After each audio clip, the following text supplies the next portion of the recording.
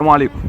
لو حابب اقدم نصيحه لاي واحد مغترب نازل اجازه، فنصيحتي ليك بلاش تنزل اجازتك في النهار. يفضل انك تنزل اجازتك بالليل. ولا فلان شافك ولا فلانه شافتك، واللي هيبدا يشوفك تاني يوم او تالت يوم بعد ما تنزل اجازه. فالموضوع بقى عادي. في الفتره الاخيره بقى في عدم رضا كبير جدا عند جزء كبير من الناس، ولا اللي مسافر عاجبه حاله ولا اللي قاعد في البلد عاجبه حاله. وانت كواحد مغترب محدش عارف قد ايه انت طول الفتره اللي انت مسافر فيها تعبت.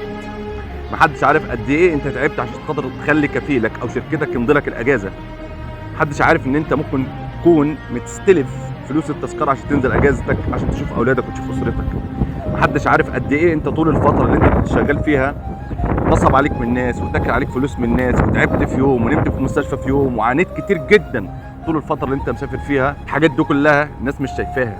الناس شايفاك وانت نازل اجازه وجايب شنط معاك وجايب حاجات معاك، وممكن تكون الحاجات دي انت جايبها هدايا الناس. محدش عارف قد ايه انت تعبت جدا طول الفتره اللي انت مسافر فيها. كمان عايز اقول لك بلاش تنشر صورتك وانت نازل. ناس كتيره جدا في فتره الصيف دي نازله اجازات وبتنشر صورها على السوشيال ميديا. مش هتستفاد شيء انت لما صورتك تجيب 100 تعليق او 200 تعليق. مش هتستفاد حاجه، بل بالعكس انت ممكن تنضر.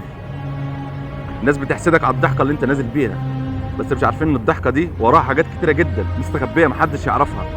وراها معاناه كتير جدا محدش يعرفها. وراها وقت كتير جدا كنت بتبكي وتتعب وزعلان وبتنام زعلان وبتصحى تروح شغلك زعلان وتعمل مشكله مع كفيلك وتعمل مشكله مع شركتك عشان اجازتك، وحاجات كتيره جدا وتفاصيل كتيره جدا لو قعدت تحكي عليها من النهارده لحد وانت راجع من اجازه محدش هيصدقك. بس الناس شايفه صورتك وانت نازل اجازه. دايما الناس بتشوف الحته الكويسه، بتشوف اللقطه الاخيره. لو انت شاب نازل تتجوز فالناس مفكره ان انت نازل تتجوز عملت اللي انت شقتك وحاجاتك اللي انت عملتها في اليوم اللي انت نازل فيه. محدش شايفك طول السنه واثنين وثلاثه واربعه وانت مسافر وبتعمل في شقتك. محدش شايف كل ده. محدش شايف قد ايه انت تعبت عشان تعمل شقتك. محدش عارف قد ايه انت تعبت عشان تجهز فرشك وحاجتك عشان تنزل تتجوز. ناس متهيأ لها ان انت نازل تتجوز في اليوم اللي هم شافوك فيه، اما طول الفتره اللي فاتت هم ما كانوش يعرفوك، هم ما شافكش، ومحدش عارف قد ايه انت تعبت. فالحاجات دي كلها ان ما كانتش هتضرك مش هتفيدك. بتشوفوا ناس كتيره نازله من اجازات هي واولادها واسرتها يكونوا متغربين وعملوا حوادث وهم نازلين وعملوا حوادث وهم راجعين، وشباب كتيره جدا بيحصل لها حوادث وهي نازله. وطبعا الاعمار بايد ربنا، كل شيء اسمه نصيب. وطبعا كل واحد مكتوب له هيموت ازاي وهيموت امتى. بس الحسد بقى ليه دور كبير في حياه الانسان.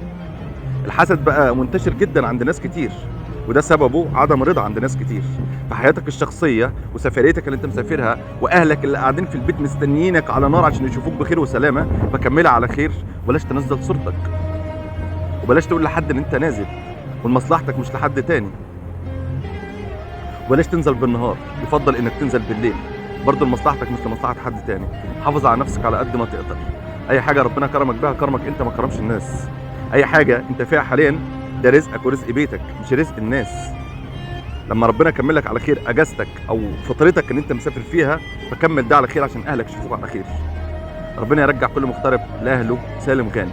السلام عليكم، اشوفكم على خير.